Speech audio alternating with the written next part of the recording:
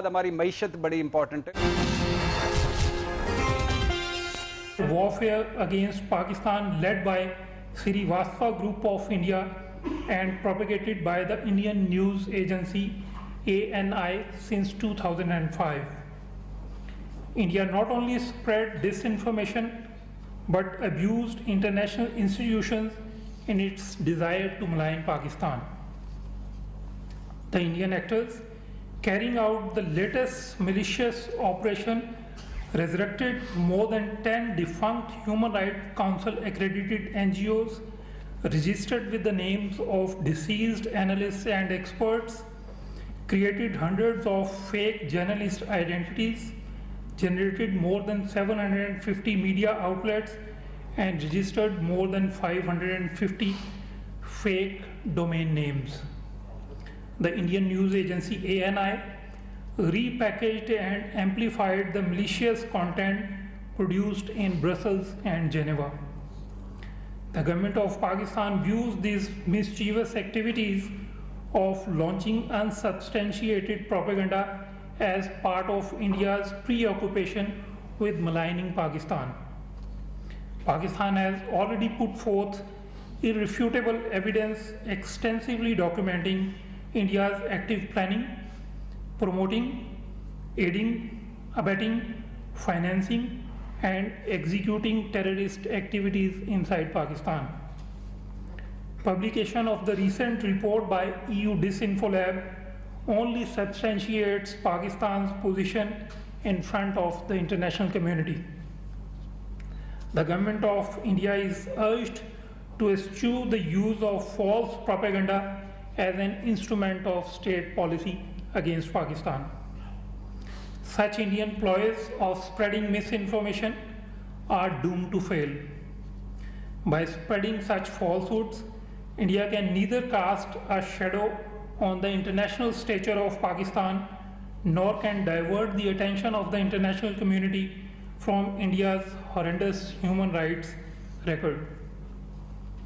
Instead of wasting more time in peddling falsehoods and fake news, India would be well advised to put its house in order and take care of its own issues of poverty, grave human rights violations, exploitation of minority rights, and rising radicalism. The expose on Indian disinformation campaign by EU Disinfolab requires global attention. We believe that India's subversive activities against Pakistan have been ignored for far too long. Separately, Pakistan strongly condemns the arrests of Muslim youth in India under the newly promulgated discriminatory and inhuman law, which penalizes members of the religious minorities to marry as per their own free will. This law is further manifestation of the mindset of Hindu supremacist RSS BJP regime, which takes pride in degrading and humiliating minorities, particularly Muslims in India, and relegating them to second-class citizens.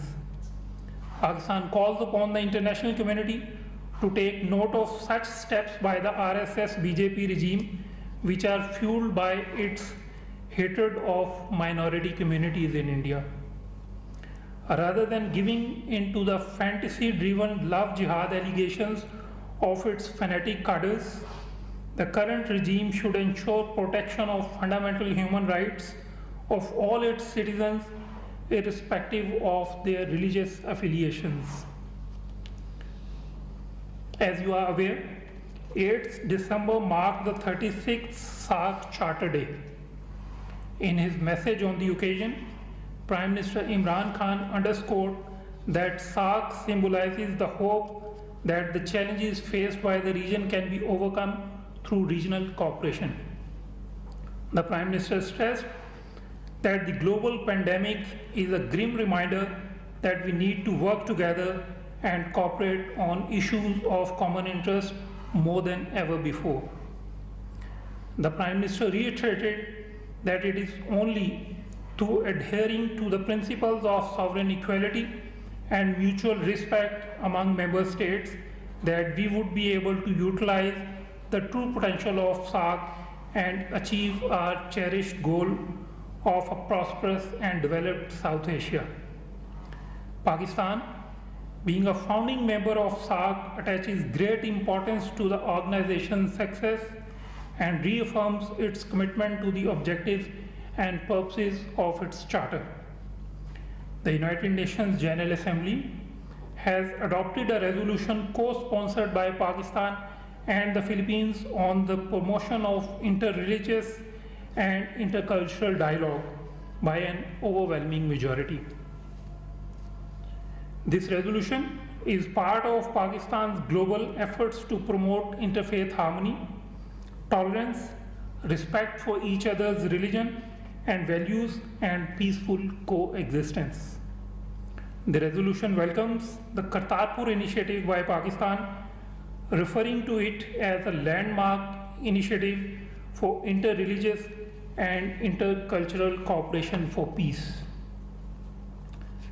Due to the efforts of Pakistan, the resolution for the first time acknowledges the significance and respect for religious symbols.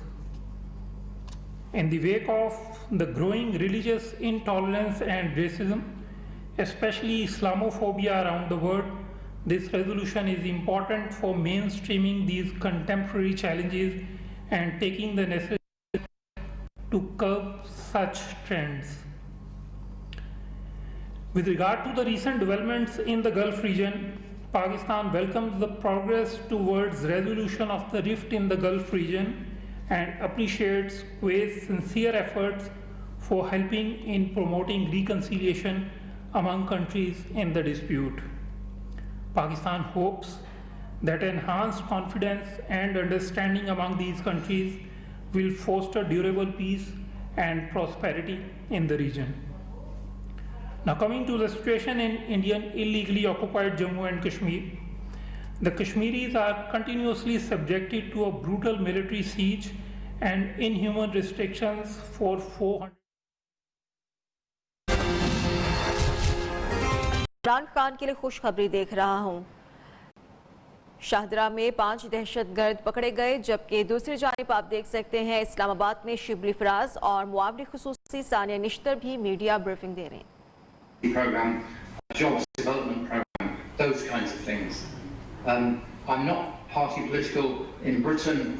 I've done work for the British government under 6 different prime ministers, right back to John Major. So that's what motivates me. I want to see governments doing effective work that benefits ordinary citizens and enhances their lives and gives them fulfillment and the opportunity to grow with their family, with their community, and contribute economically as well as socially to wherever they live. That's what I do. And in my many visits to Pakistan, I spent much time in Punjab working on health and education programs. I admire the work that was done in Punjab on those health and education programs. A lot of benefits were brought to those programs, and I salute the people who worked on them across the province. And now the same about this program.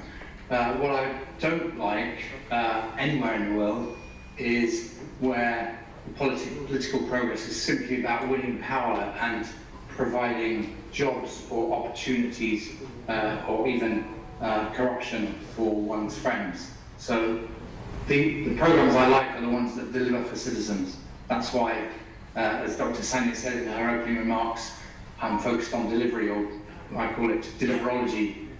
That's what I do. So I've loved my visits to Pakistan. I've seen good and bad and indifferent, but I've seen beneficial and good things over many of those visits. And I salute all the people in Pakistan, regardless of the party they're in, that are working for the benefit of the ordinary people of Pakistan.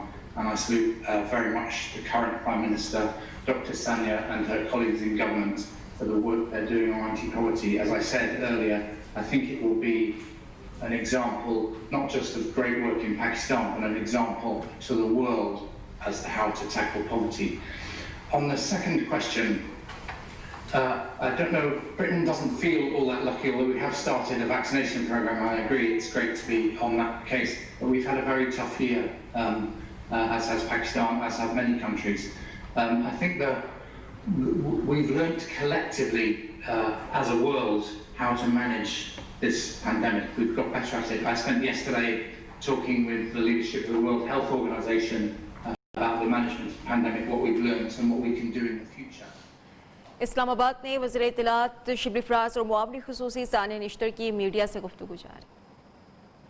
खबरें और भी होंगी।